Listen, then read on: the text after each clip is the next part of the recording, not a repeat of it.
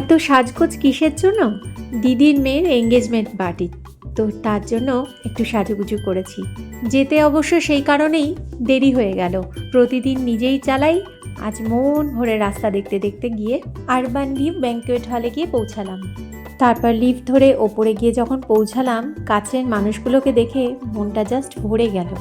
ব্যস্ততার মধ্যে দিয়ে প্রতিটা দিন কাটে বলে সবার সঙ্গে সবার খুব একটা দেখা সাক্ষাৎ হয় না, যা হয় ফোন, হোয়াটসঅ্যাপ আর ফেসবুকের মাধ্যমে।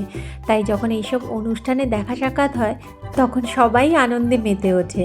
তাই আমরা প্রচুর কাছের মানুষদের সঙ্গে ছবি তুললাম, গল্প করলাম, তারপরে গেলাম স্টার্টার খেতে। স্টার্টারে মুচমুচে ফিশ ফ্রাই এত ফ্রেশ ছিল যে বলার কোনো ভাষা নেই। সেই সঙ্গে কাসুন্দি আর এই গ্রিন চাটনিটা অসাধারণ ছিল।